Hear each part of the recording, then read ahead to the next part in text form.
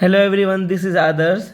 सो देखो, इस टॉपिक में हम लोग क्या करेंगे कि जो एनसीईआरटी का जो स्टेट्स ऑफ मैटर चैप्टर है ना, सो उसमें जो जो इम्पोर्टेंट पॉइंट्स है जिसको हम लोग इग्नोर कर देते हैं नीट के लास्ट टाइम में, सो हम लोग उसको कवर कर लेंगे। इसको बस अच्छे से एक जगह लिख लेना, ठीक है, समझ लेना, ज़्यादा टाइम नहीं लगेगा इसमें।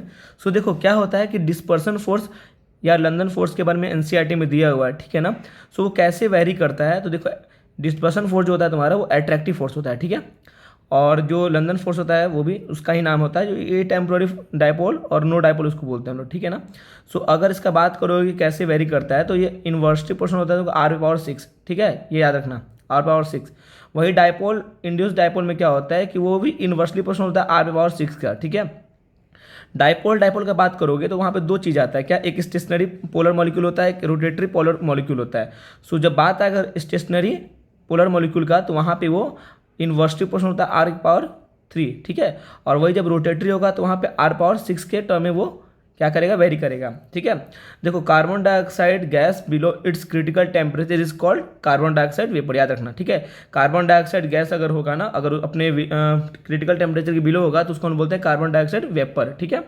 देखो यहाँ लिखा है मैंने, at low pressure measured and calculated volume approaches each other, ठीक है। ये एनसीईआरटी का पॉइंट है तो मैंने नहीं लिख दिया है। और दूसरा है, at high pressure measured volume is more than calculated volume, ठीक है, इसको ध्यान रखना। ज़्यादा इंपॉर्टेंट ये है dispersion for dipole dipole dipole induce, इसका जो कैसे वेरी करता है आर के रिस्पेक्ट में, ठीक है।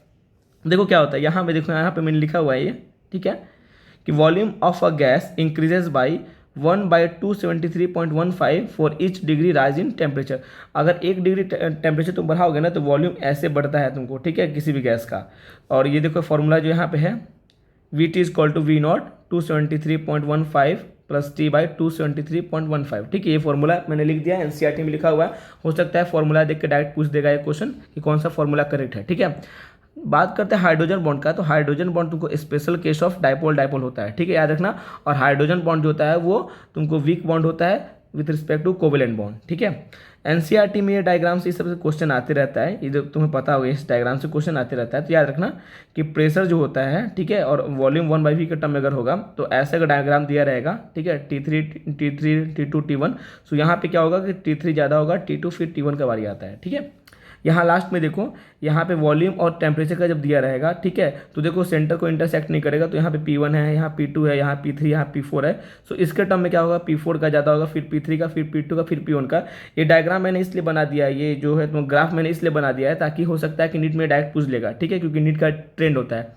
सो इसको कर लो। बाकी अगले वीडियो में हम लोग कुछ और करते हैं, जो जो एनसीईआरटी का मेन पॉइंट होगा बस उसको हम लोग कवर करेंगे, जो लास्ट टाइम में हमसे छूट जाता है या हम एक जगह उसको लिख नहीं पाते, ठीक है। Thank you so much.